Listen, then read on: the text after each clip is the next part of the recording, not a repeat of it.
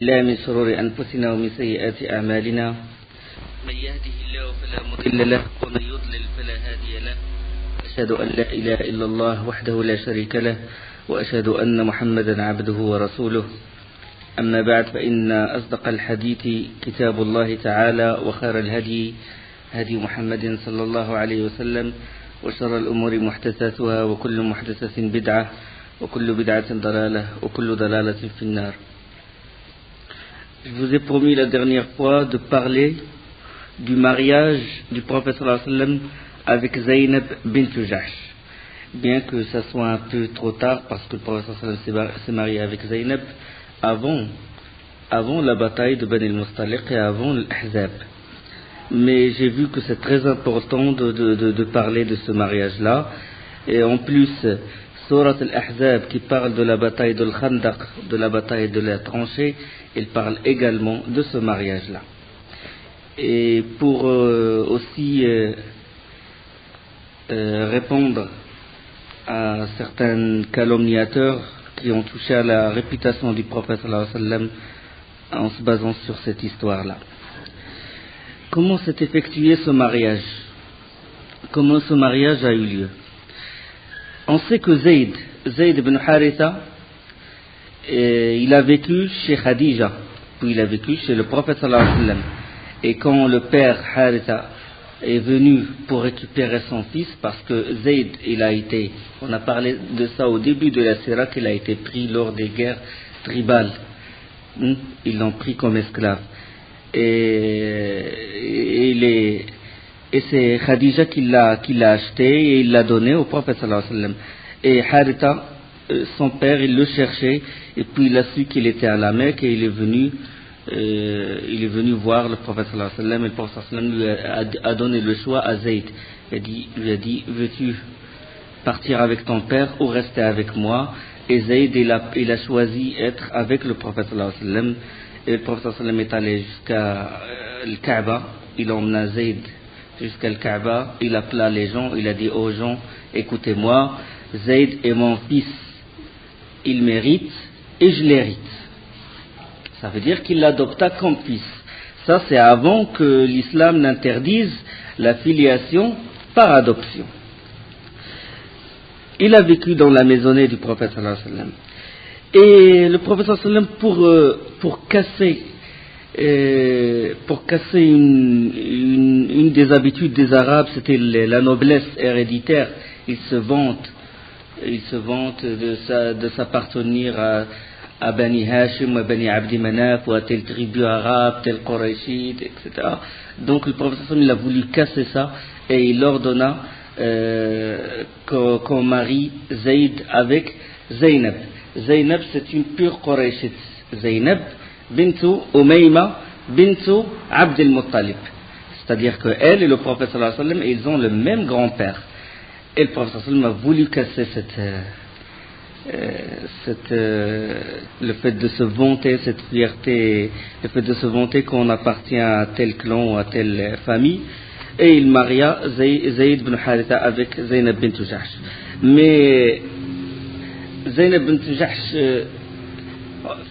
il n'a pas voulu être avec Zayd, mais puisque le prophète sallallahu alayhi wa sallam lui ordonna, a voulu qu'elle se marie avec lui, elle accepta, il a voulu obéir au prophète sallallahu alayhi wa sallam. Mais Zayd ne cesse de se plaindre auprès du prophète sallallahu alayhi wa sallam. Il lui dit que Zaynab, il ne montre aucune affection, aucun amour, et chaque fois il vient voir le prophète sallallahu alayhi wa sallam pour se plaindre. Il lui dit, il faut que je divorce. Et Zaynab, déjà, il a un caractère résolu, il est dur par son comportement. À chaque fois, il vient voir le prophète sallallahu alayhi wa sallam. Et en ce moment-là, pendant les fois où Zayd vient voir le prophète sallallahu alayhi wa sallam, Allah, il informa son envoyé qu'il va se marier avec Zaynab bint Jahsh. Que le prophète sallallahu alayhi wa sallam, il va se marier avec la femme de son fils adoptif. On va parler pourquoi, on va dire pourquoi. Et il le fit savoir, pas par la révélation, mais pas par le Coran, mais juste il a fait savoir au professeur sallam ceci. Et le professeur sallam n'a pas voulu divulguer ça par pudeur. Et quand Zayd il est venu le voir pour se plaindre auprès de lui, comme il l'a fait plusieurs fois, le professeur sallam lui a dit Ittaqillah wa amsik alayka zawjak. Crains Allah et garde pour toi ton épouse.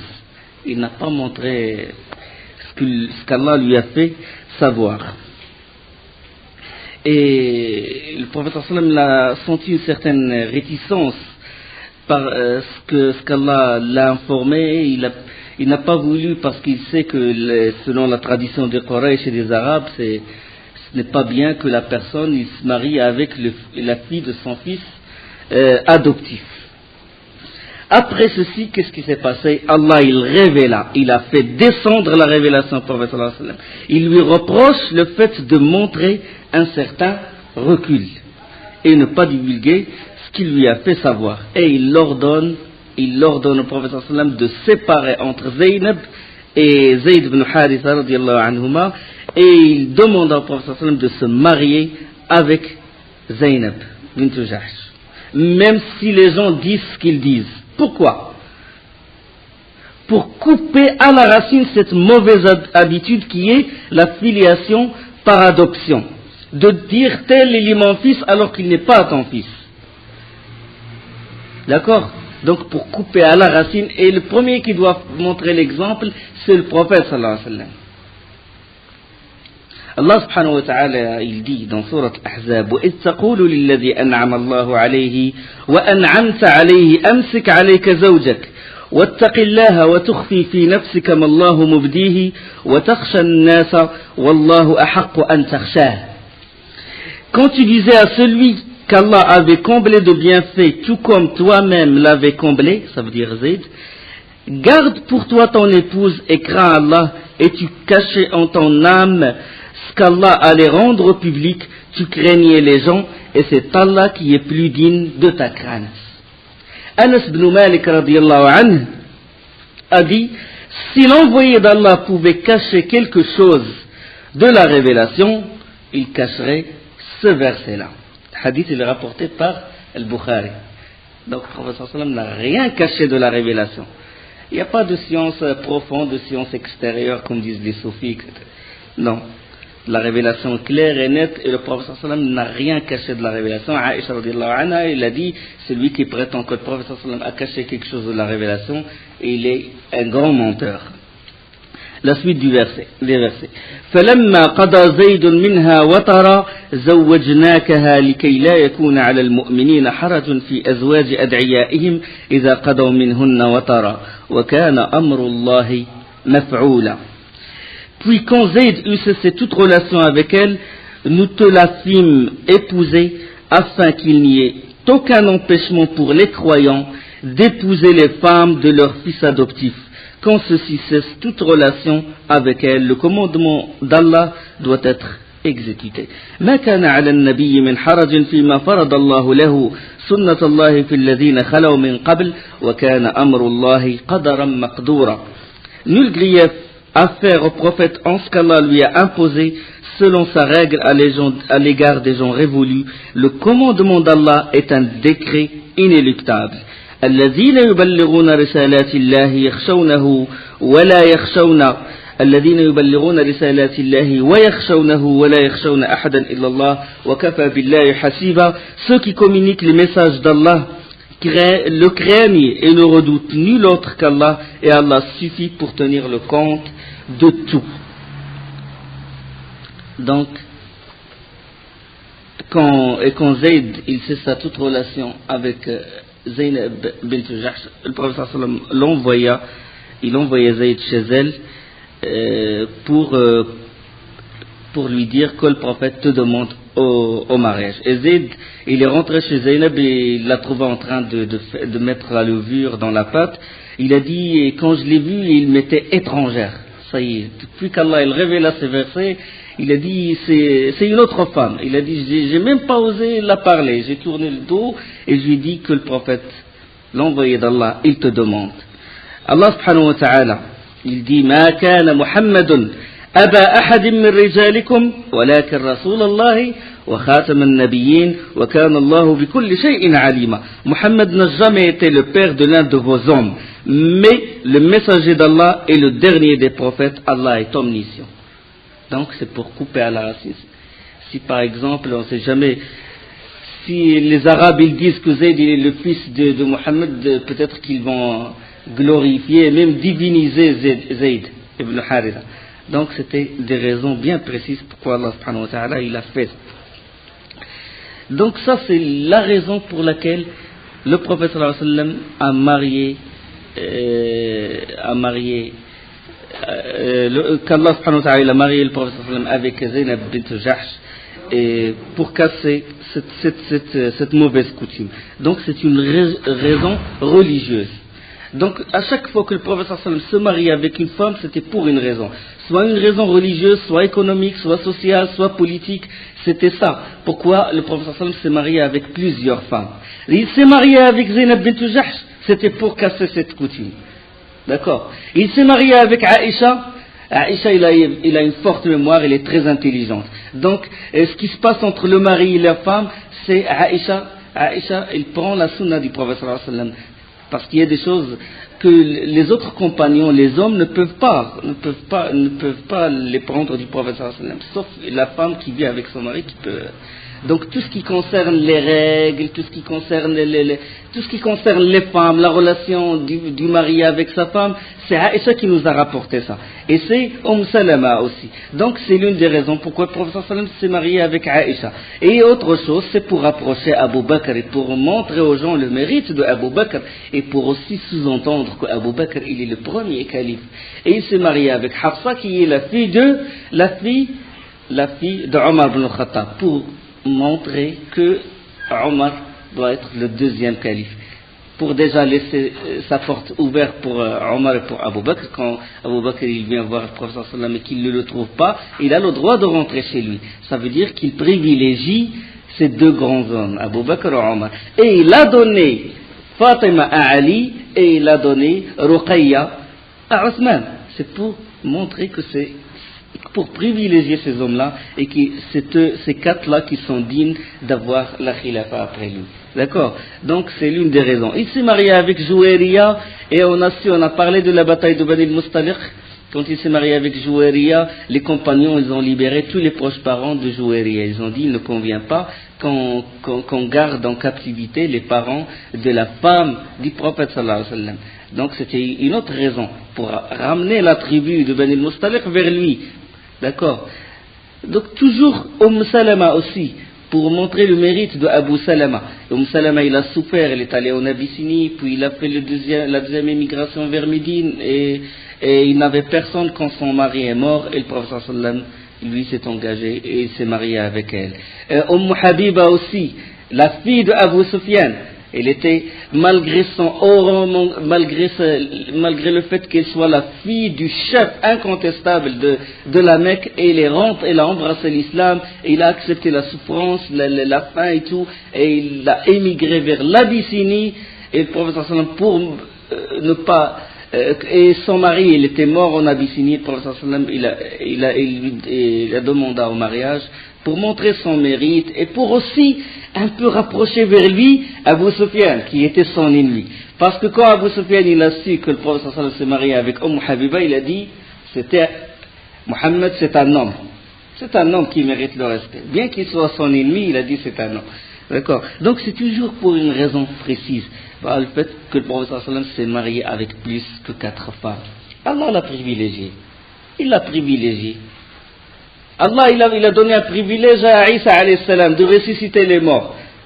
Pourquoi nous ne contestons pas ça, nous disons non, nous aussi on doit ressusciter les morts, nous aussi on doit guérir les lépreux. Non, c'est un privilège qu'a donné Allah à Isa, comme le bâton qu'il a donné à Moussa. Et il a donné ce privilège au prophète sallallahu alayhi wa sallam. Donc il appartient au prophète ce qui n'appartient pas au commun des gens, parce que leur valeur,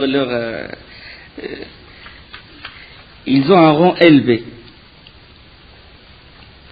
Bon, ça concernant le mariage du prophète sallallahu alayhi wa sallam avec Zaynab. Et beaucoup de rapporteurs de Sira, ils ont entaché la vie du prophète sallallahu alayhi wa sallam avec des fausses histoires, surtout concernant cette histoire du mariage du prophète sallallahu alayhi wa sallam avec Zaynab. Et tous les orientalistes et beaucoup d'ennemis d'islam, ils touchent toujours, quand ils veulent casser l'islam, ils touchent toujours à cette histoire.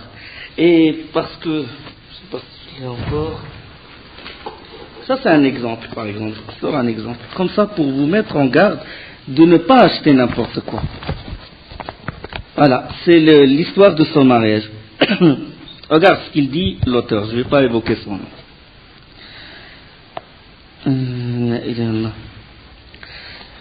Je vais commencer par là. Or Zayd était sorti et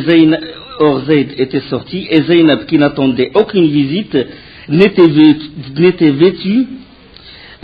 Un jour, le prophète sallallahu alayhi wa sallam se rendit chez Zayd pour s'entretenir avec lui d'une certaine affaire. Or Zayd était sorti et Zaynab qui n'attendait aucune visite n'était vêtue que d'une tenue d'intérieur. Une robe légère. Lorsqu'on vint lui dire que le prophète était à la porte, elle se leva précipitamment et sans prendre le temps de se changer, elle alla l'accueillir et l'invita à attendre l'arrivée de Zayd. Il n'est pas là, envoyé d'Allah, envoyé de Dieu, dit-elle. Mais entre donc, que mon père et ma mère soient à rançon. Tandis qu'elle se tenait dans l'embrasure de la porte rayonnante de la joie que lui causait cette visite, le prophète fut frappé par sa beauté et fortement ému, il se détourna en murmurant quelques paroles qu'il ne put distinguer. Elle saisit cependant les derniers mots qu'il prononçait en commençant à s'éloigner. Gloire à Allah, à Dieu le magnifique, gloire à celui qui dispose du cœur des hommes. Donc, il touche, le prophète sallallahu alayhi wa sallam, s'il aimait les femmes, et c'était les femmes qu'il désire, il se serait marié avec plusieurs femmes alors qu'il avait l'âge de 25 ans, alors qu'il était très jeune. Alors qu'on sait que quand il avait 25 ans, il ne s'est marié qu'avec une seule femme, avec Khadija. Et il a resté avec elle jusqu'à ce qu'elle est morte. Et ce n'est qu'après qu'il se maria avec Saouda bint Zam'a et Aïcha et les autres. Donc, ce n'est qu'après avoir atteint combien il avait atteint? Plus de 50 ans qu'il s'est marié avec plusieurs femmes. Normalement, c'est quand on est jeune qu'on désire les femmes, etc. Donc, c'était pas ça le but du prophète sallallahu alayhi wa sallam. Donc, je vous mets en garde contre des choses comme ça. Et à chaque fois il faut pas à chaque fois rentrer dans une librairie, la vie du prophète, vous prenez n'importe quel livre et ils vous font gober n'importe quoi. Donc, il faut se méfier, il faut se baser sur des versions authentiques. Maintenant, revenons à la bataille de Khandaq, l'Ahzab, c'est terminé avec le triomphe du prophète sallallahu alayhi wa sallam. Après cette bataille, le prophète sallallahu alayhi wa sallam a dit une phrase. Il a dit, maintenant, nous les attaquerons et ils ne nous attaqueront pas. Ça y est, maintenant, le djihad s'est transformé de la défense à un djihad de l'attaque. Il a dit, c'est nous maintenant qui vont attaquer Quraysh, c'est nous maintenant qui vont attaquer les autres tribus. Et il a dit ça après la déception de Quraysh, de Ghatafan et les autres. Et alors le prophète sallallahu alayhi wa sallam, il décida après de punir les tribus qui ont participé à la campagne de la tranchée. Des expéditions furent envoyées dans ce sens pour affermir l'affaire de l'islam, bien sûr. Et parmi ces expéditions, il y avait le prophète sallallahu alayhi wa sallam, il a envoyé un groupe de moins de 10 hommes dans le but de tuer un seul homme qui s'appelle Sallam ibn Abi al-Huqayq.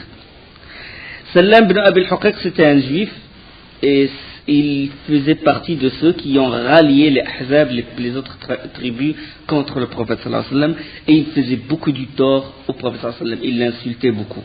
Et le prophète sallallahu alayhi wa sallam, il a envoyé, il dépêcha moins de 10 hommes. À leur tête, Abdullah ibn Atik.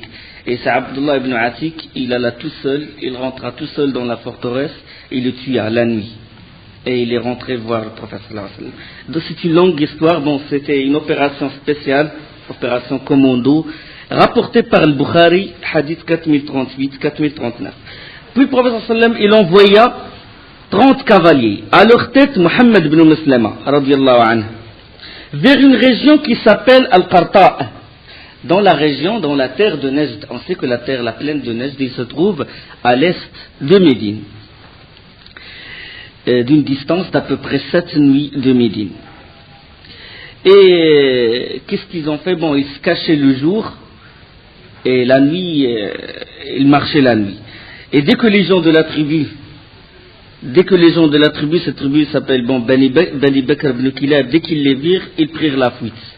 Ils n'ont pas pu ils prirent la fuite, et Mohammed ibn Muslim, il parvint à tuer 10 de leurs hommes, et il prit un grand butin, 50 chameaux et 3000 chèvres et moutons. Il n'a pas pris les femmes, il n'a pas pris les enfants, conformément aux instructions du prophète sallallahu alayhi wa sallam. À mi-chemin, qu'est-ce qui s'est passé? À mi-chemin, ils trouvèrent un homme qui dormait, et ils l'ont emprisonné. Ils l'ont emmené à Médine. Et le prophète sallallahu alayhi wa sallam s'est réjoui de la réussite de cette expédition, et ils lui ont dit, envoyé d'Allah, on a pris un homme. Et ils l'ont ramené au prophète sallallahu alayhi wa sallam. Il a dit, savez-vous qui avez-vous pris en captivité? C'est Soumaymah ibn Asal. C'est l'un des grands chefs de Bani Hanifa. C'est les tribus dans la région de Yamama. C'est encore plus à l'est de Médine. C'est même proche du golfe arabique. C'est Soumaymah ibn Asal, l'un des grands notables, et il était l'ennemi des musulmans. La tribu de Bani Hanifa était l'ennemi des musulmans, et il s'apprêtait à tuer, il préparait pour tuer le prophète sallallahu alayhi wa sallam. Le prophète sallallahu alayhi wa sallam, il demanda qu'on l'attache à l'une des colonnes de la mosquée. Ils l'ont attaché à l'une des colonnes de la mosquée, il a dit, compagnon, traitez-le bien, donnez-lui à manger, tout ce qu'il demande. Et ils l'ont bien traité, etc. Puis chaque matin, chaque fois, le professeur sallam, il le voit, il va le voir, il lui dit, quoi de neuf, Soumaymah? Qu'est-ce que tu as de nouveau à me dire? Il a dit, et chaque fois, Soumaymah ibn Asal, il lui dit, moi je n'ai que du bien. Si tu me tues, le prix de mon sang coûte très cher. 100 000 hommes, Bani Hanifa, ils vont se soulever si tu me tues. Et si tu me pardonnes, tu as pardonné à quelqu'un de reconnaissant. Et si c'est l'argent que tu aspires, tu veux de l'argent, demande-en ce que tu veux. Et le prophète sallam ne le répond même pas, il le laisse. Puis le lendemain, la même chose. Quoi de neuf au même? Bien sûr, c'était exprès que le prophète sallam l'a attaché à l'une des colonnes de la mosquée pour qu'il écoute le Coran, les exhortations, le comportement des compagnons, le comportement des gens contre un prisonnier. Et chaque fois, il vient le voir, il lui montre une affection, bienveillance. Quoi de neuf au même? Il lui dit, il n'y a que du bien avec moi. Si tu me tues, mon prix coûte cher. Si tu me pardonnes, tu as pardonné à quelqu'un de reconnaissant. Si tu me pardonnes, tu as pardonné à quelqu'un de reconnaissant. Et la troisième chose, si c'est l'argent que tu aspires, je te donne ce que tu veux. Le professeur sallam le regarda comme ça, il a dit, non, je te pardonne, libérez-le. Ils l'ont libéré. Allez, libre. Il est sorti de la mosquée et il est parti vers des palmiers qui sont à côté de la mosquée. Il a pris un seau d'eau, il s'est lavé le corps et il est rentré à la mosquée. Et il a dit, Ashhadu an la ilaha illallah wa anna Muhammadan Rasulullah. Je rentre dans l'islam. Il a dit au professeur sallam, par Allah, avant, il n'y avait pas de visage que je déteste le plus sur cette terre que ton visage. Il n'y avait pas de religion que je déteste plus que ta religion, et il n'y a pas de pays que je déteste plus que ton pays. Maintenant, il n'y a pas de visage que j'aime le plus que ton visage, et il n'y a pas de pays que j'aime le plus que ton pays, c'est-à-dire Médine, et il n'y a pas de religion que j'aime le plus que ta religion. Et il a dit, envoyé d'Allah, moi, quand tes hommes m'ont pris en captivité, je m'apprêtais à faire l'Umrah à la Mecque. Le prophète sallam, il a dit, continue ton chemin, va à la Mecque et fais ton Umrah. Il rentra à la Mecque, il fait les tournées rituelles, et puis il commence à faire talbiya. Labbaik Allahumma labbaik, labbaik la sharika lak, labbaik innal hamda wan ni'mata lak wal mulk la sharika lak. me voici dévoué à toi, oh Allah, labbaik, Allahumma labbaik la sharika lak, me voici dévoué, nul n'est associé à toi, inna al-hamda wa ni'mata, la louange t'appartient, et ni'ma, les bienfaits t'appartient, et la royauté, nul n'est associé à toi, la sharika lak. Et les associateurs, qu'est-ce qu'ils font? Ils ajoutent à cette talbiya une autre talbiya, ce qu'on appelle la talbiya du shirk, celle qui a été ajoutée par Amr ibn Luhay al-Khuzai. Ça, c'est avant l'islam. Et eux, ils ajoutent la talbiya de l'association. Quand ils disent nul n'est associé à toi, puis ils ajoutent sauf un associé que tu as élu. Sauf un associé que tu as élu. Il t'appartient ainsi que ce qu'il possède. Illa sharikan huwa lak, tamlikuhu wa ma malak. Et lui, il n'a pas répété cette talbiya. Chaque fois, ils ajoutent cette talbiya et lui, il s'abstient de prononcer cette talbiya parce qu'il sait que c'est une talbiya de shirk. Que s'il le dit, ça veut dire qu'il a associé avec Allah subhanahu wa ta'ala, ça veut dire qu'il a apostasié l'islam. Et les Quraysh commençaient à lui dire est-ce que tu as apostasié notre religion? Il a dit j'ai embrassé l'islam. Dès qu'il a dit j'ai embrassé l'islam, un notable de Bani Hanifa qui se convertit à l'islam, c'est une vraie catastrophe parce qu'il se peut que toute la tribu le suit. Et ils l'ont emprisonné. Ils l'ont emprisonné, puis lui il a demandé à Bani Hanifa de ne pas fournir le blé à la Mecque. Il a envoyé quelqu'un, il a dit ne fournissez pas le blé. Et c'est l'Yamama, on sait que c'est une région riche en blé et en orge. Son activité son économie se base beaucoup sur l'agriculture. Et c'est le plus grand fournisseur de blé à la Mecque. Il ordonna qu'on fasse l'embargo sur eux et ils l'ont obéi. Et la famine commença à sévir à la Mecque. Plus de blé. Ils ont arrêté de fournir. Puis ils sont allés voir Thumama. Ils ont dit, écoute, on te libère et on reprend les relations économiques. Il a dit non. Même après l'avoir libéré, il a dit non. Il a dit, Wallah, il a dit, il ne vous arrivera aucun, même un grain de blé de l'Yamama, sauf si l'envoyé d'Allah l'autorise. Et demandez au prophète, sallallahu alayhi wa sallam, s'il autorise qu'un grain de blé arrive à la Mecque, j'autorise. Et ils étaient obligés de se rabaisser et d'envoyer une délégation à Médine, voir le prophète sallallahu alayhi wa sallam, et ils l'ont supplié, et ils lui ont dit, on te conjure par le droit d'Allah, et le lien de sang, nous sommes ta famille, fait que l'Yamama nous envoie du blé. Et le prophète sallallahu alayhi wa sallam autorisa qu'ils reprennent les relations. C'était ça alors l'histoire de Thumama ibn Asad. Bon, on déduit de cette histoire si vous voulez. Il y a des notes à déduire. Il est autorisé d'attacher un mécréant dans une mosquée. Une chose. De bien traiter le prisonnier et de le pardonner. وَلَا تَسْتَوِي الْحَسَنَةُ وَلَا السَّيِّئَةُ ادْفَعْ بِالَّتِي هِيَ أَحْسَنُ فَإِذَا الَّذِي بَيْنَكَ وَبَيْنَهُ عَدَاوَةٌ كَأَنَّهُ وَلِيٌّ حَمِيمٌ. La bonne action et la mauvaise action ne sont pas pareilles. Repousse le mal par ce qui est meilleur, et voilà que celui avec qui tu avais une animosité devient-elle un ami chaleureux. Et voilà que celui avec qui tu avais une animosité devient-elle un ami chaleureux. فإذا الذي بينك وبينه عداوة كأنه ولي حميم. La haine s'est transformée en amour. Se laver quand on embrasse l'islam. D'accord? On a déduit ça. Comme a fait Thumama ibn Asad. Le bon comportement, il déracine la haine et il plante l'amour. Et le bon comportement, la da'wa par le comportement, il a plus d'incidence dans le cœur des gens que par la parole. D'accord? Le comportement, il touche beaucoup.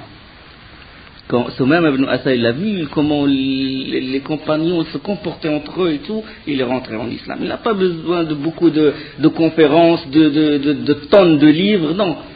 Juste le comportement, c'est très important ça. Et Une autre chose, quand un mécréant, il faisait du bien avant l'islam, il peut continuer ce bien-là. Soumaym ibn Asal avait l'intention de faire l'Umrah. Et le prophète sallallahu alayhi wa sallam, il a dit continue ton... C'est-à-dire tu peux continuer, si c'était du bien, si c'est accepté par Allah, tu peux le continuer. Si un mécréant avant, il aidait les pauvres et tout, quand il se convertit à l'islam, il continue toujours d'aider les pauvres. Et il y a autre chose, agir avec douceur avec celui, on espère de lui qu'il rentre en islam, parce que les gens sont différents, même les mécréants, ils ont différents caractères. Il y a des gens qui acceptent l'islam, d'autres qui l'acceptent pas. Donc, si on voit une personne, on voit en lui qu'il s'intéresse à l'islam, qu'il se rapproche, qu'il est touché par l'islam, on doit se comporter avec lui avec douceur. Et surtout si cette personne, il a un poids, ça veut dire c'est un écrivain, c'est un journaliste, c'est quelqu'un qui a un pouvoir. Soumaym ibn Asal, c'était le chef de son clan. Donc, il faut utiliser cette diplomatie et tout pour le rapprocher vers l'islam. Et il y a autre chose, quand la personne rentre en islam, il s'allie avec les alliés d'Allah et rompt toute relation avec les ennemis d'Allah. Soumaym ibn Asal, directement, quand il a embrassé l'islam, c'est mon allié, c'est Allah et son envoyé et les compagnons. Et vous êtes, et le Quraysh l'a dit, vous êtes l'ennemi. D'accord. Donc, hadith rapporté par Al-Bukhari, 4372, et par Muslim et Abu Daoud. Une autre expédition qu'a envoyé le prophète sallam, et c'était vers les Bani Asad, qui se trouvent vers l'est, dans la région de Najd.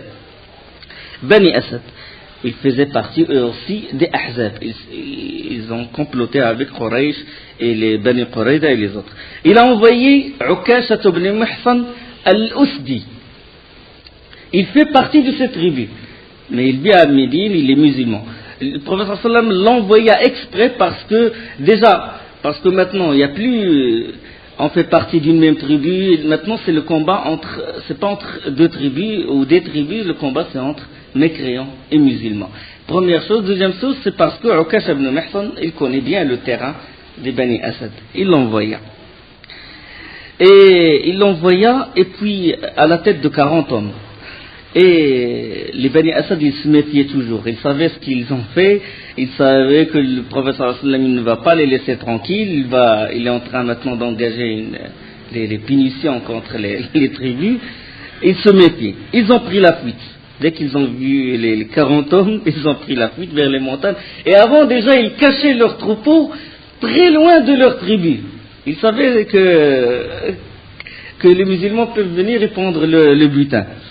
Et Ukasha ibn Muhsan, il a réussi à prendre un prisonnier. Et on commence à l'interroger, où est-ce qu'il est le butin, où sont les chameaux, les troupeaux.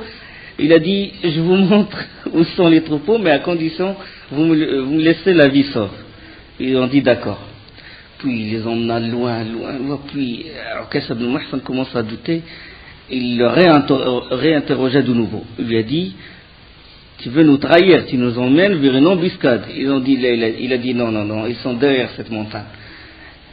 Derrière la montagne, il y avait c'était des milliers de chèvres, de moutons, de chameaux. Ils ont tout pris, ils ont ramené tout ça à Médine.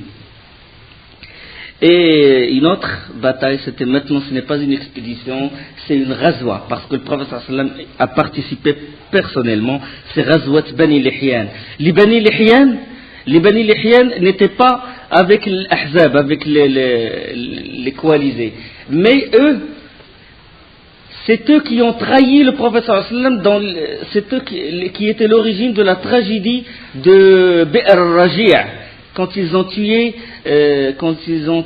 Khubayb et ses compagnons, ils l'ont trahi, Adl wal-Qara. Bani Lihyan, Adl wal-Qara faisait partie de Bani Lihyan.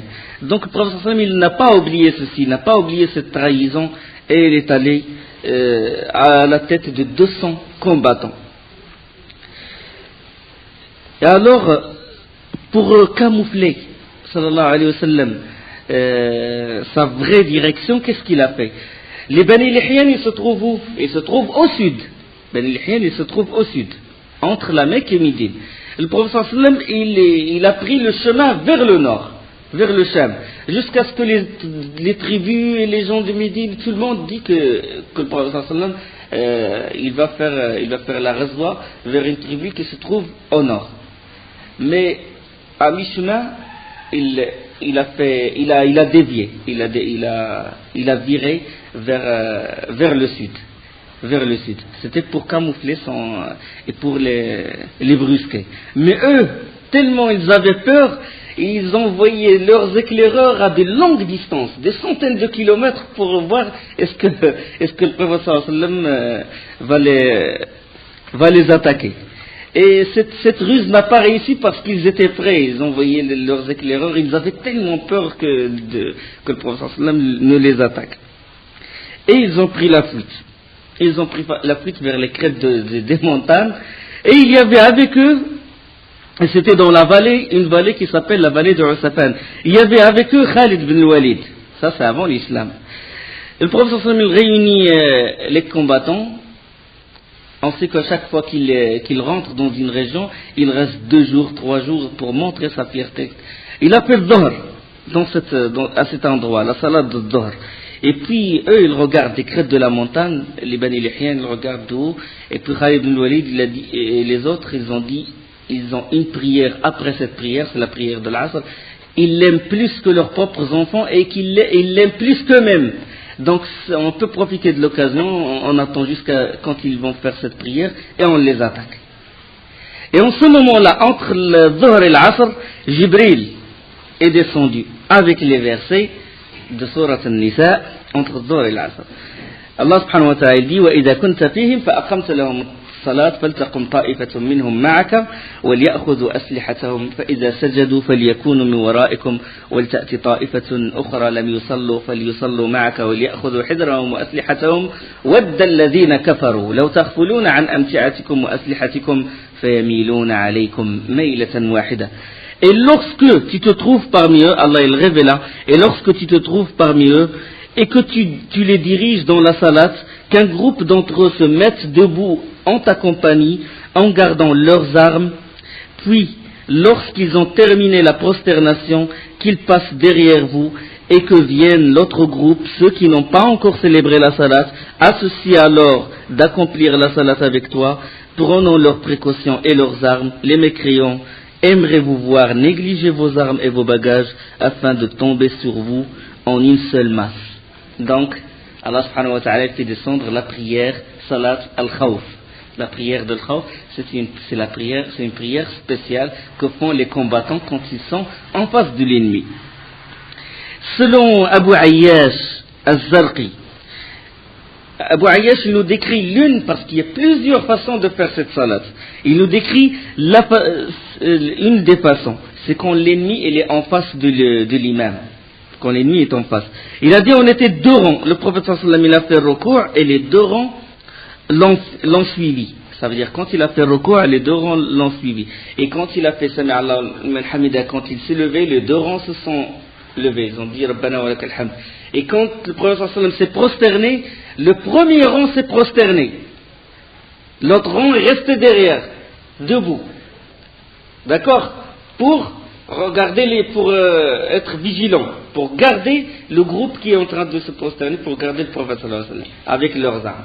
Donc, le premier groupe s'est prosterné, et le prophète sallallahu alayhi wa sallam, il se leva, le prophète sallallahu alayhi wa sallam resta assis, puis c'était le groupe qui est derrière qui se lève, et le premier rang s'est levé quand il a terminé les 2 prosternations, et il s'est levé, et puis le groupe qui est debout, qui était debout, il s'est prosterné à son tour. D'accord? Il s'est prosterné à son tour. Puis la deuxième raka'a, le premier rang est venu en arrière et le deuxième rang s'est mis en avant. Donc c'est l'une des façons de salat al-Khawf. Il y a beaucoup d'autres. Parce que cette salat, elle va changer si jamais l'ennemi il n'est pas en face de l'imam, s'il est derrière, et s'il n'est pas entre l'imam et le qibla. S'il est dans un autre endroit, là c'est une autre salat qui va être faite.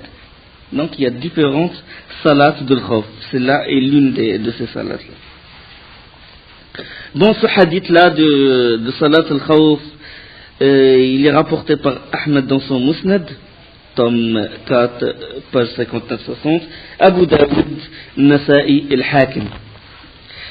Et puis, de la vallée de Usafan, ça veut dire dans cette vallée où ils ont prié, le prophète sallallahu alayhi wa sallam, il dépêcha un groupe de cavaliers, commandé par Abu Bakr as-Siddiq, et ils arrivèrent jusqu'aux frontières de la Mecque. Il envoya Abu Bakr as-Siddiq 10 cavaliers, à la tête de 10 cavaliers. Ils sont allés jusqu'à la frontière de la Mecque, jusqu'à ce que l'information s'est répandue que Mohammed s'apprêtait à attaquer la Mecque. Puis le prophète sallallahu alayhi wa sallam a envoyé à Abu Bakr radiallahu anhu, lui dit reviens, ça nous suffit comme ça, juste pour les effrayer, une des tactiques pour les effrayer. Puis Khalid ibn Walid, il a fait demi-tour. Ça veut dire que le prophète sallallahu alayhi wa sallam, il a dit bon, c'est nous qui les attaquerons maintenant et ce n'est pas eux. Donc, dans le chemin de retour, le prophète sallallahu alayhi wa sallam, il s'arrêta près des tombes des martyrs d'Or-Raji', ceux qui ont été tués, dans les Qurra, les savants qui ont été tués, et il invoqua Allah pour eux et leur implora miséricorde. De même, entre la Mecque et Médine, il s'arrêta près d'une tombe et pleura énormément. Et les compagnons, ils ont dit, c'est tonnerre le fait de voir le prophète sallallahu alayhi wa sallam près de cette vieille tombe, en train de pleurer. Puis Omar radiallahu anhu, il alla le voir, il a dit, oh Allah, on t'a vu pleurer, on ne t'a jamais vu pleurer comme on t'a vu pleurer. Et le prophète sallallahu alayhi wa sallam, il a dit, oh Omar, c'est la tombe de ma mère, la mère du prophète sallallahu alayhi wa sallam. Il a dit, j'ai imploré mon Seigneur pour m'autoriser de visiter la tombe de ma mère, il me l'autorisa, et j'ai invoqué Allah pour que je lui demande, pour que j'invoque Allah pour elle, j'invoque le pardon d'Allah pour elle, de faire l'istighfar pour elle, et Allah, il ne me l'a pas permis, parce qu'elle est morte, mécréante. D'accord? Hadith sahih, rapporté par Muslim.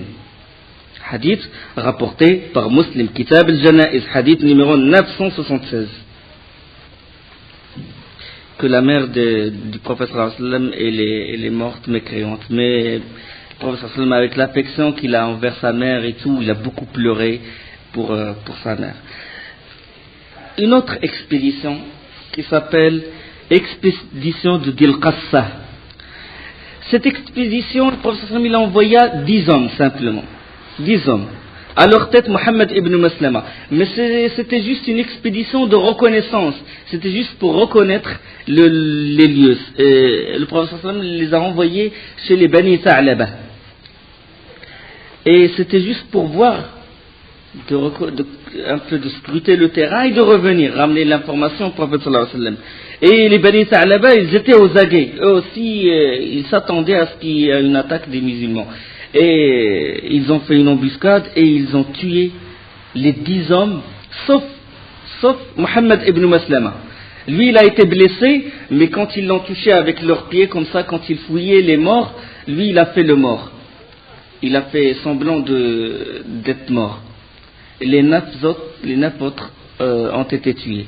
Et puis, Mohammed ibn Maslama, il est resté un instant, puis un homme vint les voir comme ça. Puis cette personne, il a reconnu que c'était des musulmans qui ont été tués. Il a dit Inna lillahi wa inna ilayhi raji'un. Nous appartenons à Allah et c'est à lui que nous devons retour. Et dès que Mohammed ibn Muslim a entendu ceci, il a su que c'était un musulman. Il a dit oh Abdullah, oh esclave d'Allah, je suis encore vivant. Et cette personne, il a pensé les blessures de Mohammed ibn Muslim et le ramena à Médine. Puis le prophète sallallahu alayhi wa sallam directement, il dépêcha une expédition commandée par Ubayd ibn al-Jarrah radiyallahu anhu. Et malgré leur vigilance, il a réussi à les attaquer. Et la suite, Inch'Allah, juste après un instant. Subhanakallah wa bihamdik, ashhadu an la ilaha illa ant, astaghfiruka wa atubu ilayk.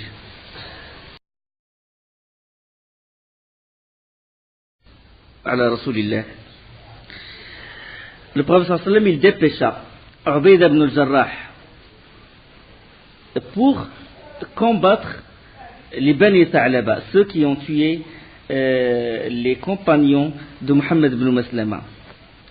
Et il a réussi à les surprendre et ils ont pris la fuite dans les montagnes et il a réussi à captiver un des leurs et pris leurs troupeaux, leurs chameaux Et bon, le prophète sallam a réussi à les punir. Bon, le prisonnier qu'ils ont pris, il a embrassé l'islam, il est rentré en islam. Puis il y a une autre expédition qu'a envoyée le prophète sallam, c'est l'expédition de Al-Jamoum contre les Bani Salim, qui ont participé eux aussi à la bataille d'Al-Khandaq, sous le commandement de Zayd ibn Haritha, radiyallahu anhu. Ils ont pris le butin et sont revenus. Puis il y a une autre expédition vers Al-Aïs. Al-Aïs, c'était au nord de Médine, nord-ouest de Médine, à une distance de 4 jours de marche. Et Al-Aïs, c'était un endroit plein d'arbres et plein de cavernes. Et le prophète sallam, il envoya 170 combattants, tous des cavaliers. À leur tête, Zayd ibn Haritha, radiyallahu anhu. Et Zayd ibn Haritha, il fut dépêché pour couper la route, pour couper la route à une riche caravane de Quraysh. Toujours les caravanes de Quraysh pour les punir. À une riche caravane de Quraysh. Ils se sont cachés dans les cavernes et derrière les arbres, et ils firent main basse sur la totalité des marchandises, et la plupart des hommes furent faits prisonniers. Toute la caravane a été prise. Les hommes prisonniers, et puis il y avait un parmi eux, c'est Abu al-Asi. Abu al-Asi, c'est le mari de Zaynab, fille du prophète sallallahu alayhi wa sallam. Le mari, il était encore mécréant, l'islam n'a pas, à ce moment-là, n'a pas encore interdit le mariage entre le mushrik, l'associateur, et les musulmans, entre les mushrikines et les musulmans. Donc il est resté son mari. Et lui, quand il a pris la fuite, la ville la plus proche, c'est Médine. La Mecque, c'est très loin, parce que ils étaient au nord-ouest. Il rentra à Médine, et il alla directement chez sa femme. Il lui ouvrit la porte, il a demandé protection, il lui ouvrit la porte, et il est resté chez sa femme. Et quand le prophète sallam, le matin, à l'aube, le fajr, et quand Bilal il a fait l'adhan et l'iqama, dès que le prophète sallam a fait takbira, il a dit Allahu Akbar, Zaynab il a crié. Il a dit je protège Abu al-Asi, je le protège. Envoyé d'Allah, je protège Abu al-As. Et le prophète sallam ne peut pas répondre parce qu'il a fait déjà takbirat al-ihram. Et à la fin, quand il a fait les salutations, il a dit avez-vous entendu ce que j'ai entendu? Par celui qui tient mon âme dans sa main, je n'étais au courant de rien du tout et personne ne m'a consulté. Il ne savait pas que Zaynab, il a protégé, il a gardé chez elle Abu al-As. Puis il a dit aux compagnons, cet homme est lié à nous par les liens que vous savez, ça veut dire les liens de parenté, et vous avez pris des biens qui étaient en sa possession. Maintenant, si vous voulez avoir la bonté de lui rendre son argent, de lui rendre ses biens, faites-le. Si vous ne voulez pas, c'est un butin qu'Allah vous a accordé, vous avez le choix. Ils ont dit, envoyé d'Allah, on lui rend ses biens. Et ils lui ont rendu ses biens, et ils lui ont rendu des dépôts qui appartiennent à Quraysh. Et que lui, il s'était occupé de les prendre. Ils lui ont rendu ça.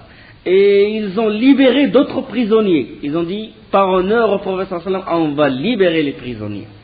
Et Abu al-As, il a été touché par ce comportement-là. C'est une deuxième chance, si vous voulez. Il a été pris, il faisait partie des prisonniers dans la bataille de Badr déjà. Et ça, c'est la deuxième chance. Et pourtant, ils l'ont libéré et il a pris toutes ses affaires, tous les dépôts de Quraysh, et il ne s'est pas converti, il n'a pas prononcé le shahad. Quand il est arrivé à la Mecque, il a rendu à chacun son dépôt et il leur a dit est-ce que je vous ai donné tout ce que je vous dois, est-ce que j'ai été fidèle? Ils ont dit tu as été fidèle, tu as été digne de confiance. Il a dit maintenant je témoigne la ilaha illallah Muhammadur Rasulullah. Il a dit je témoigne maintenant. Ce n'est pas que quand j'étais à Médine. Maintenant, pour que vous ne dites pas que je me suis converti à l'islam juste pour prendre vos marchandises. Maintenant, je vous rends vos marchandises et je rentre à Médine. Et il alla rejoindre Zaynab. Et le prophète sallam lui rendit Zaynab. Et il n'a pas renouvelé l'acte de mariage. D'accord? Il n'a pas renouvelé l'acte de mariage qui a été fait avant l'islam. D'accord? Quand deux mécréants, quand par exemple sans face, c'est un grand sujet, mais le prophète sallam n'a pas renouvelé d'acte de mariage. Et le hadith, il est dans Sunan, hadith authentique, dans Sunan Abu Daoud. durant l'année 6 de l'Hégire, après les punitions qu'a fait le prophète sallam aux différentes tribus qui ont participé à l'Ahzab, l'année 6 de l'Hégire, Dhul Qa'da, a eu lieu la convention de l'Hudaybiyah, le pacte de l'Hudaybiyah. Certains savants, ils l'appellent Ghazwat al-Hudaybiyah, la bataille de l'Hudaybiyah, mais ce n'est pas une Ghazwa parce que le prophète sallam n'avait pas l'intention de combattre. Le prophète sallam a vu un songe, il a vu un songe comme quoi il fait le pèlerinage. Il a vu dans le rêve qu'il faisait le pèlerinage, la tête rasée, avec les compagnons. Et il a fait le récit de ce rêve aux compagnons et il a dit, je décide d'aller faire le pèlerinage, d'aller faire la Umrah. C'était pas le grand pèlerinage, c'était le petit pèlerinage. Il invita les compagnons à se joindre à lui. Les Muhajirin, l'Ansar et certains musulmans faisant partie d'autres tribus, ils entreprirent les préparatifs pour partir. Et ils étaient au nombre de 1400, selon le hadith de Jabir dans le Bukhari. Et selon d'autres versions, plus 1500 selon d'autres versions. Et bien entendu, le conflit entre les musulmans et le Quraysh est toujours présent. Et les relations sont tendues. Donc, c'est pas évident. Et c'est pour cela que beaucoup de Bédouins, surtout ceux qui vivent aux alentours de Médine, ils ont manqué de courage d'aller avec le prophète sallam, et les hypocrites, ils ont refusé d'y aller, ils ont dit, ils se livrent, ça veut dire qu'ils se livrent à ses ennemis, ils vont le massacrer. Sans armes, sans rien du tout, il va faire le pèlerinage, tawaf, alors qu'il n'y a pas si longtemps, il a pris leur caravane, il n'y a pas si longtemps, il y avait la bataille de l'Ahzab, ils vont le massacrer. Et ils ont refusé d'y aller. Mais les vrais croyants, ils ont accepté, ils ont dit on va avec tout. Et le prophète sallam était conscient de ça. Ça veut dire qu'il savait que s'il rentre à la Mecque sans armes, il risque de le tuer, ou durant le trajet, il risque de le tuer. Donc qu'est-ce qu'il a fait? Il a pris les armes. Parce qu'Allah subhanahu wa ta'ala dit Ya ayyuhalladhina amanu khudhu hidrakum. Oh, les croyants, prenez vos précautions. Mais il n'avait pas de penchant pour la guerre. Les hypocrites, personne n'est allé avec lui sauf un qui s'appelle Al-Jadd ibn Qais. Arrivé à Dhul Hulayfa, j'ai une petite carte ici. Dhul Hulayfa, c'est le miqat des gens de Médine. Vous savez que, regardez, le haram, ça c'est la Mecque comme ça. Et ça c'est ce qu'on appelle le haram. Le haram. Il est interdit de tuer, de combattre à l'intérieur. Ça veut dire de tuer quelqu'un à l'intérieur de le haram. Ça c'est la Mecque. Ça c'est le haram. Voilà les limites de le haram. D'accord? Mina et Muzdalifa font partie de le haram. Arafat, il est en dehors du haram. D'accord? Ici c'est Taniyat Tan'im et puis les différents endroits. Et puis ce grand cercle là c'est le miqat. Le miqat. Qu'est-ce que ça veut dire le miqat? Celui qui fait le pèlerinage ne doit pas le franchir sauf s'il est en ihram, sauf s'il porte l'ihram. Donc pour les Yémenites, il y a Lamlam et Qarl al-Manazil pour les gens de l'Est, et chacun son miqat. Ça c'est la frontière de miqat. Donc le miqat de Médine c'est Dhul Hulayfa. C'est à quelques kilomètres de Médine, au sud de Médine. Le prophète sallallahu alayhi wa sallam est allé jusqu'à Dhul Hulayfa. Et là, il a pris son ihram. Il et il se prépara. Les armes, il les a mis dans les montures, sur les montures, et il a préparé 70 chameaux pour le qurba, ça veut dire pour taqarruban ila Allah, ça veut dire ce qu'on appelle le hadi, les offrandes. Les 70 chameaux destinés à être sacrifiés pour Allah subhanahu wa ta'ala. 70 chameaux. Et il a fait ce qu'on appelle taqlid wa tash'ir. Tash'ir c'est quoi? Tash'ir ça veut dire fondre une bosse du chameau avec un couteau, avec le sabre, jusqu'à ce que le sang il sort. Ça veut dire qu'elle est destinée à être sacrifiée, ou bien mettre un collier sur le cou du chameau.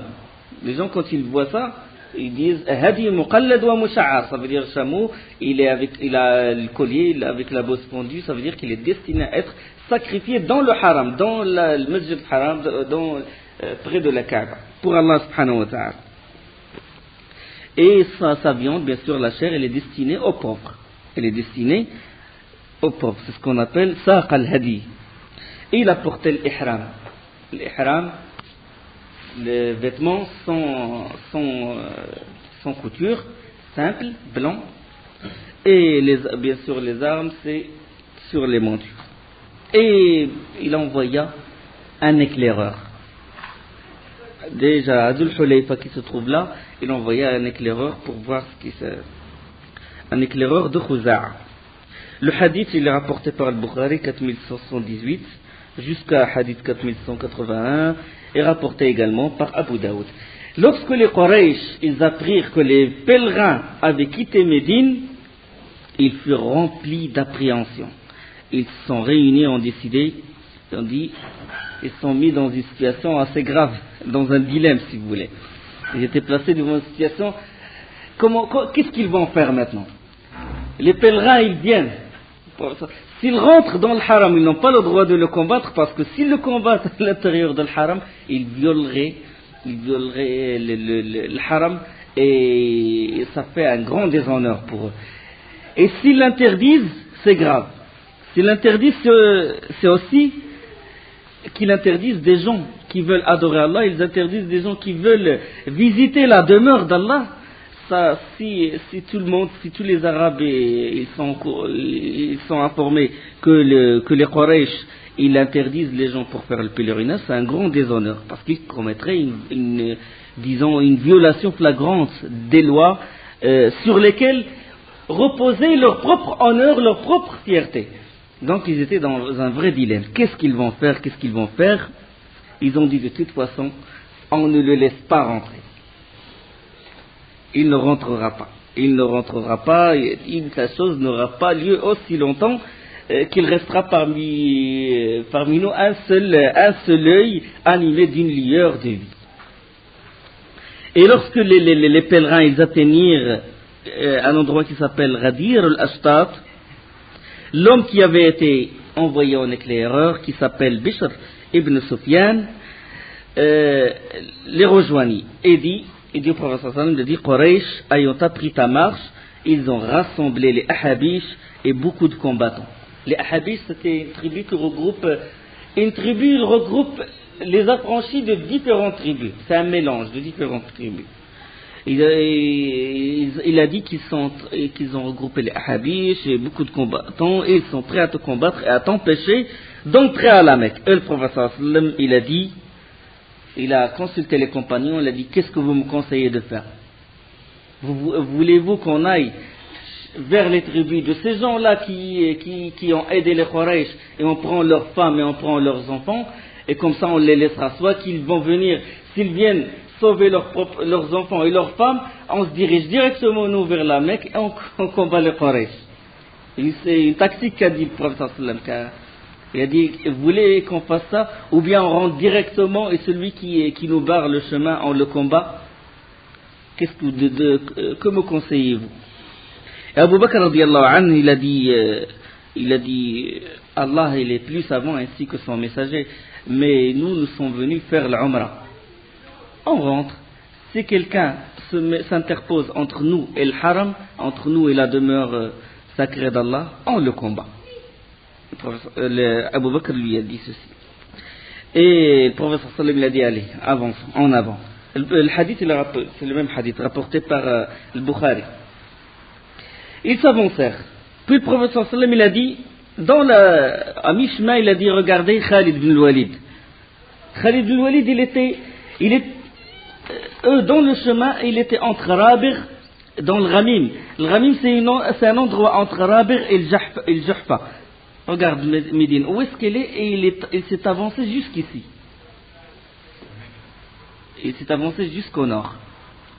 Et le prophète sallallahu alayhi wa sallam il a dit, regardez Khalid ibn al-Walid, il est dans le Ghamim. Il l'a vu le prophète sallallahu alayhi wa sallam. Et il a dit aux compagnons, dirigeons-nous vers la droite. Vers la droite, ça veut dire que normalement la route habituelle, il doit passer par Usfan et il va aller jusqu'à Tan'im. C'est là les limites de l'Haram. Et le prophète sallallahu alayhi wa sallam il a pris une autre route. Et dès qu'ils ont changé de direction, Khalid bin Walid ne les a même pas vus. Mais quand est-ce qu'il a eu conscience que les pèlerins ils sont proches de lui, il a vu beaucoup de poussière. Et il a fait directement demi-tour pour avertir les Quraysh. Arrivé à Usfan, c'est encore plus au sud, le prophète sallam a dit, il a dit que les éclaireurs des associateurs se trouvent maintenant à Dajnan, c'est-à-dire dans un autre endroit, et il a dit qui connaît la route de l'Handal. Donc d'ici, il y a une autre route. Il y a cette route, ça c'est Tariq al-Musafirin. Elle est connue cette route habituelle. Et il a dit qui connaît une autre route inhabituelle, ce qu'on appelle Tariq al-Handal, la route de l'Handal. Une autre route. C'est pas la route qui va vers Saniyat al-Tan'im. Non, c'est une autre route. Et il y avait une personne qui lui montra, il les conduisit par cette route, plein de pierres difficiles, un chemin tortueux et difficile. Et Abu Saïd Khudri radiyallahu anhu, lui qui rapporte ce hadith, il a dit, les branches et tout, ils se collent aux vêtements du prophète sallallahu alayhi wa sallam. Et ils arrivèrent vers un col. Le col, il s'appelle Handal. Et le prophète sallallahu alayhi wa sallam a dit, il a dit, la semblance de ce col est celle de la porte par où sont entrés les fils d'Israël quand Allah leur dit, rentrez en vous prosternant et dites Hatta, dites rémission. Dites Hatta, nous vous pardonnons vos fautes. Nul, il a dit, nul ne passera ce col sans qu'Allah ne lui pardonne ses péchés. Il a dit ce col-là, il ressemble à la porte par où Allah subhanahu wa ta'ala, dans surat al-A'raf et dans surat al-Baqarah, وَإِذْ قُلْنَا ادْخُلُوا هَذِهِ الْقَرْيَةَ فَكُلُوا مِنْهَا حَيْثُ شِئْتُمْ رَغَدًا وَادْخُلُوا الْبَابَ سُجَّدًا وَقُولُوا حِطَّةٌ نَغْفِرْ لَكُمْ خَطَايَاكُمْ وَسَنَزِيدُ الْمُحْسِنِينَ.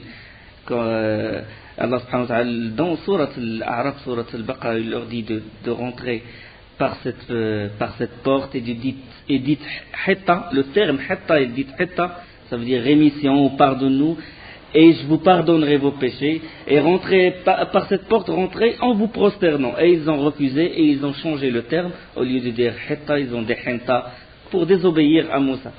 Et le prophète sallallahu alayhi wa sallam a dit, si vous passez par ce col-là, Allah vous pardonnera tous vos péchés. Cette porte, il ressemble à celle de Bani Israël. Le hadith, il est rapporté par Al-Bazzar, dans Kitab Kashf al-Astar et le Haythami, c'est un hadith authentique. Ils se précipitèrent pour passer par ce col, et de ce col, on descend vers le Hudaybiyah. Le Hudaybiyah, c'est une plaine, une large plaine. Et puis au-dessus, c'est la Mecque. Une large plaine. Puis au-dessous, la plaine comme ça, puis la Mecque, elle est surélevée, elle a une autre altitude. Et lorsque la chamelle de Qaswa, la chamelle Qaswa du prophète sallallahu alayhi wa sallam, il a une chamelle qui s'appelle Qaswa, et puis parvenue à l'extrémité du col, elle s'arrêta. Elle s'arrêta et s'agenouilla. Et on entendit des clameurs, les compagnons criaient pour pousser la chamelle à marcher de nouveau. Et ils commençaient à crier. On dit en arabe hal, hal, hal, hal, hal, pour qu'elle s'avance, pour tenter de l'encourager à repartir. Mais elle restait sur place, comme s'il s'est enraciné. Subhanallah. Il n'a pas voulu bouger. Et puis ils ont dit khala'at al-qaswa, ça veut dire il est têtu, il s'est obstiné. Et le prophète sallam, il a dit non, il ne s'est pas obstiné, il ne s'est pas entêté, et ce n'est pas son tempérament. Ma khala'at al-qaswa wa ma laha bi khuluq. Ça veut dire que ce n'est pas son tempérament, ce n'est pas son caractère de s'entêter. Wa ma zaka laha bi khuluq. Mais ce n'est pas son tempérament, mais il fut arrêté par celui qui a arrêté l'éléphant. Habasaha Habisul Fil. Celui qui a arrêté l'éléphant de Abraha al-Ashram, on a parlé de ça au début de la vie du prophète. Quand Abraha al-Ashram il poussa l'éléphant pour qu'il s'avance vers le haram, et l'éléphant n'a pas voulu s'avancer. Il a dit c'est Allah subhanahu wa ta'ala qui l'a décidé ainsi, il a décidé que la chamelle ne s'avance pas. Donc le prophète sallallahu alayhi wa sallam, il a su qu'Allah il a décidé ceci, qu'il ne peut pas le désobéir. Donc c'est qadarullah subhanahu wa ta'ala, c'est le destin d'Allah subhanahu wa ta'ala. Et il a dit quand il a su que c'est Allah subhanahu wa ta'ala qui arrêta la chamelle, il a dit il n'est pas de concession respectueuse des droits d'Allah que s'il me la demande aujourd'hui, ça veut dire que si les Quraysh me demandent cette concession, je suis prêt à leur accorder. Si par exemple il me demande, il me propose quelque chose, un accord qui fait que dans cet accord il y a le respect du sang, il y a le respect des liens du sang, de la parenté, salat al-rahim dans une version, et où il y a le respect des droits d'Allah, je leur accorderai ceci. Et il appela Al-Qaswa de s'avancer, et il s'est avancé, puis il demanda aux compagnons de camper sur cette plaine-là. Les compagnons ont dit au prophète sallallahu alayhi wa sallam, tu nous as mis dans un endroit où il n'y a pas d'eau. Il y a juste des puits, mais il n'y a pas suffisamment d'eau. Il y a juste une petite quantité d'eau. Et le prophète sallallahu alayhi wa sallam donna son épée, c'est pas une épée, une flèche. Il a donné à un des compagnons, il a dit, enracine cette flèche dans un des puits. Et la personne, le compagnon, il est parti, il est descendu dans le puits et il a frotté la terre avec la flèche du prophète sallallahu alayhi wa sallam, et l'eau, il a jailli. Il a jailli, il a dit, ils prennent l'eau comme s'ils le prennent d'une rivière, jusqu'à la surface comme ça du puits. Mu'jizal, c'est l'un des miracles du prophète sallallahu alayhi wa sallam. De même, ils avaient tellement faim qu'ils faillirent égorger. Le trajet c'est long, hein, de Médine jusqu'à Al-Hudaybiyah, c'est long. Ouais. Ils faillirent égorger leur propre chameau. Puis le prophète sallallahu alayhi wa sallam, il demanda qu'on étale un tapis. Un tapis et d'y mettre tout ce qu'ils avaient. La nourriture qu'ils avaient, les dattes, il y en a qui ont mis les dattes, le pain, etc. Et Salam ibn al-Akwa', le rapporteur du hadith, il dit, ils ont fait un petit tas qui a la taille d'une petite chèvre. Et ça va servir pour au moins 1400 hommes. Et le professeur sallam leur a dit, allez, chacun il met sa main, il mange. Et ils ont mangé, et la quantité elle est restée la même. Et d'autres compagnons ont dit, on a même ramené nos sacs et on a mis les dates, on a tout rempli, et la baraka du prophète sallallahu alayhi wa sallam. Hadith, il est rapporté, ce hadith-là, il est rapporté par le Bukhari, rahimahullah. Puis les Quraysh, ils furent surpris que le prophète sallallahu alayhi wa sallam s'installe à Al-Hudaybiyah. Al-Hudaybiyah, c'est là. Al-Hudaybiyah, c'est vers l'ouest, parce qu'il a fait comme ça, puis il a dévié. Il a fait comme ça, puis il a pris la route de l'Hamdallah, une route inhabituelle. Ce n'est pas la route habituelle des voyageurs. Il est à l'extérieur. Le Hudaybiyah, il est à l'extérieur de l'Haram. Il n'est pas à l'intérieur. La limite, il se trouve... il est à l'extérieur. Qu'est-ce qu'il prépare? On dit, Quraysh, qu'est-ce qu'il prépare? Il a l'Ihram, d'accord. Il veut rentrer pour faire le pèlerinage. Mais les armes.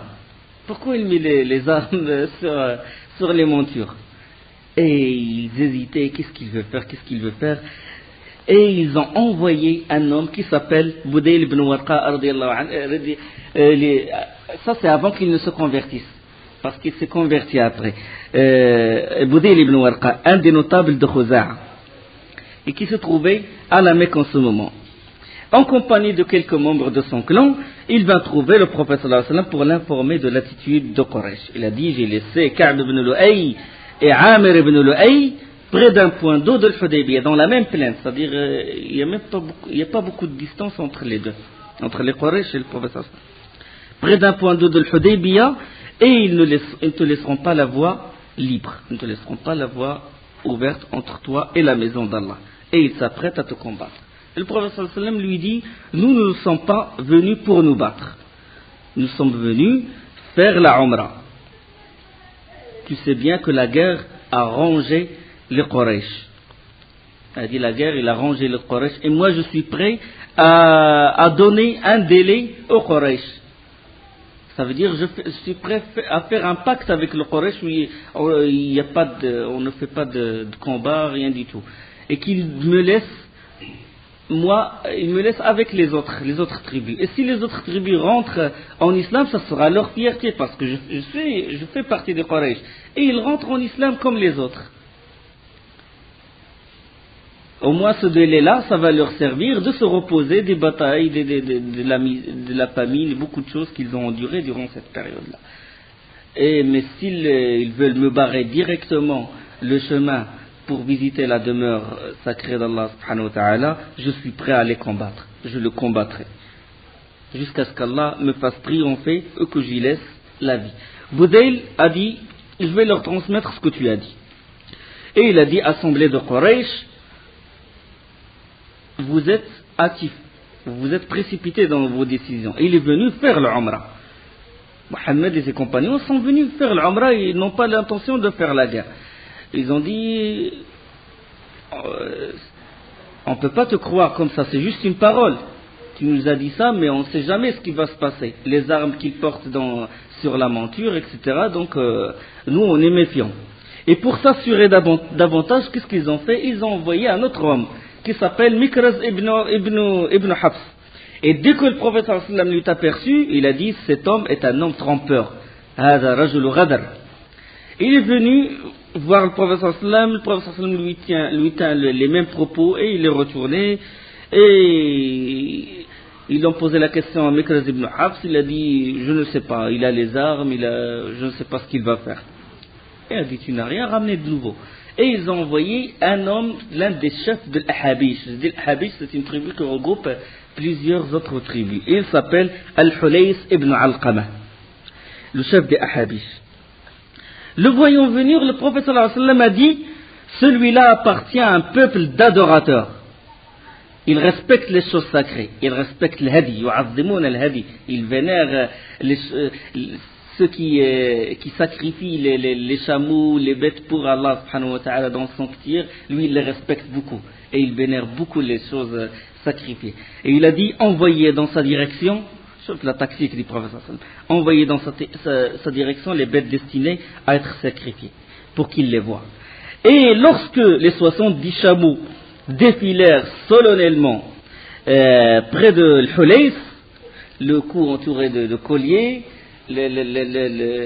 la bosse fondue et amaigrie par le long séjour, et il s'est étonné, il a été ébahi, il a dit, il n'appartient pas à ces gens-là, il n'appartient pas au Quraysh de leur barrer le chemin.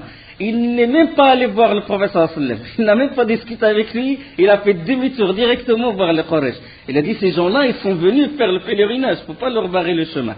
Ils ont dit, tu n'es qu'un bédouin, tu n'es qu'un homme de désert. Tu ne peux pas apprécier vraiment la situation. Il les regarda comme ça, il a dit, ce n'est pas pour ça que j'ai fait le pacte avec vous, j'ai fait cet accord, je suis votre allié. Comment ça se fait? Vous barrez le chemin à des gens qui veulent sacrifier pour Allah? Il a dit, si jamais vous lui barrez le chemin, je ramènerai tous les Ahabish, je ne sais pas combien, des milliers de combattants, j'attaquerai la Mecque. Il a dit, j'attaquerai la Mecque si jamais vous lui barrez le chemin. Regardez la tactique du prophète sallallahu alayhi wa sallam, et puis on dit, oh, patience, Hulays, patience. Jusqu'à ce que nous arrivions à des conditions qui nous conviennent. Et là, Urwa ibn Mas'ud le Thaqafi, parce qu'il s'est converti lui aussi après. Urwa ibn Mas'ud le Thaqafi, il a dit, c'est l'un des chefs de Thaqif. Thaqif, c'est une tribu qui fait partie de Taïf. La région s'appelle Taïf et la tribu s'appelle Thaqif. Il a dit, écoutez, chaque fois que vous envoyez quelqu'un, le pauvre, quand il revient, vous l'accueillez avec des termes grossiers, avec des termes durs, agressifs, etc.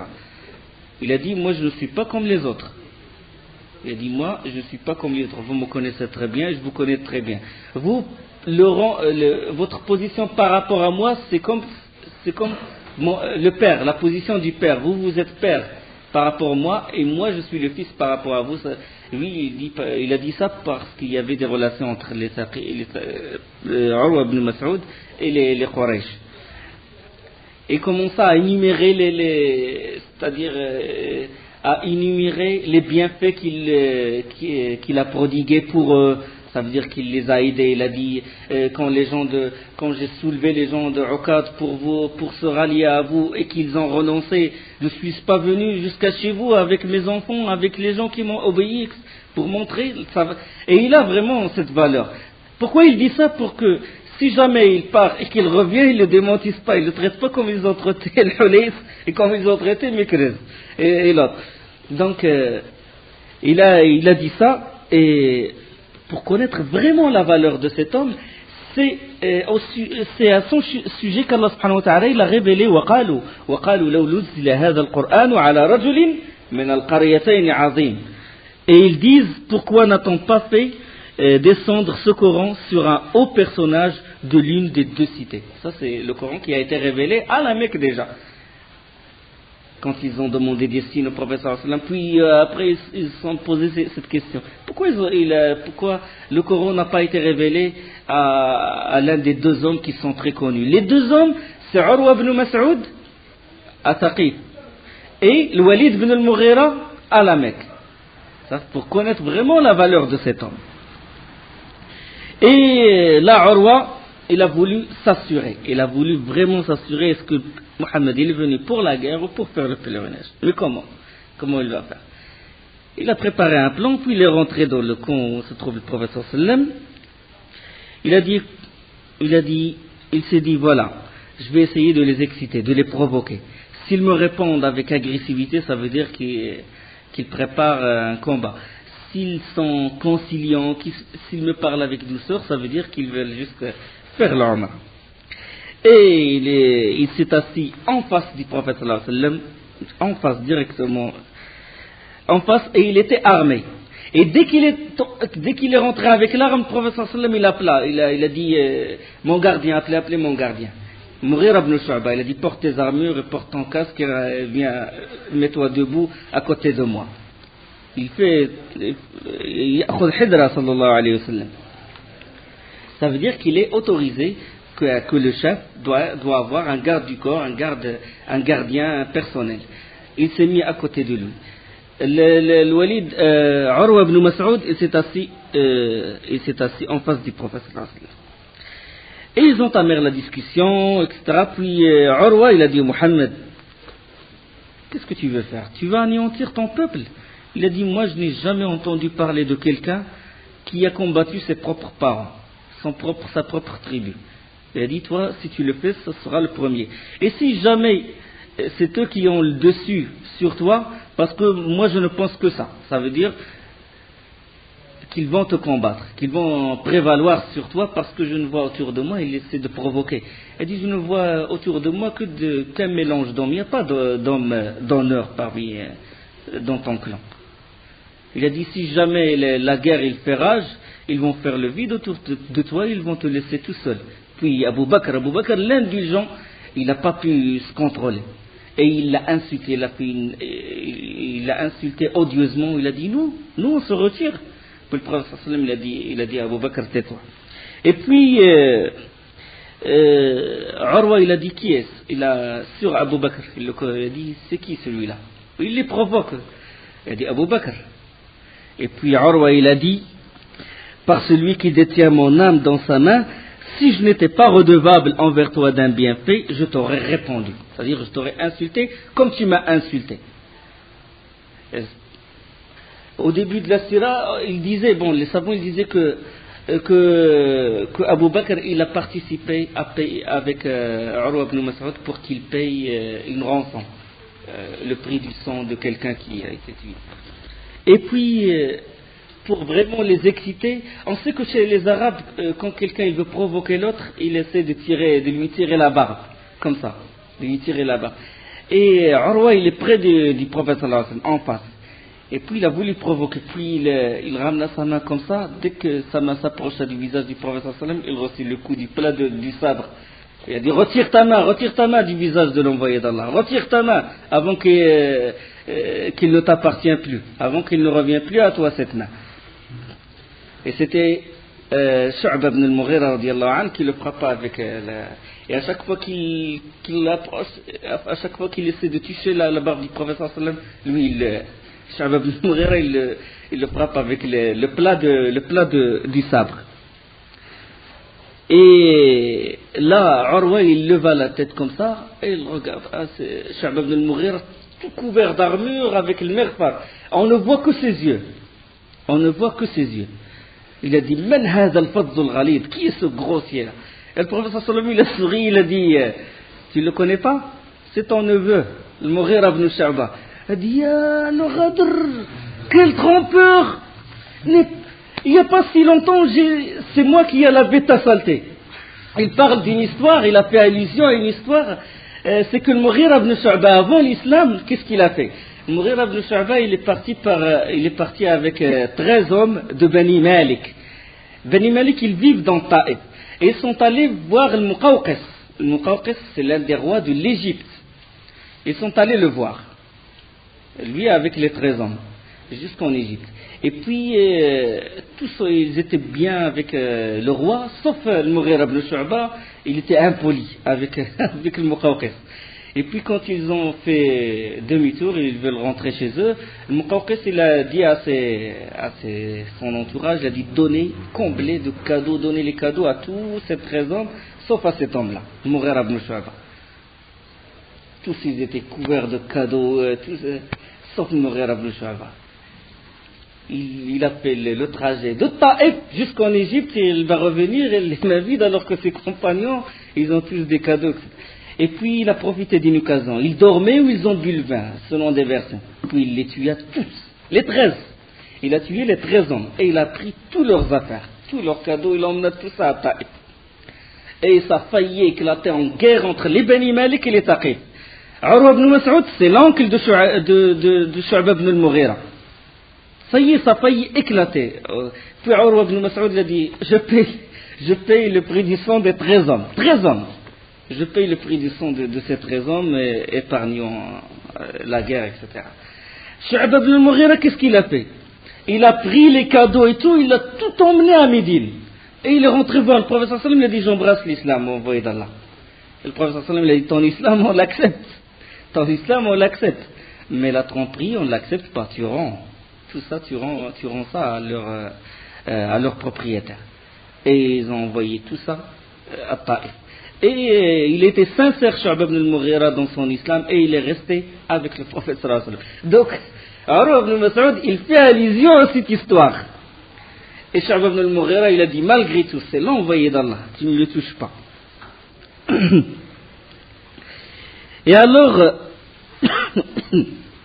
il est resté un instant, puis Bilal, il a fait l'adhan.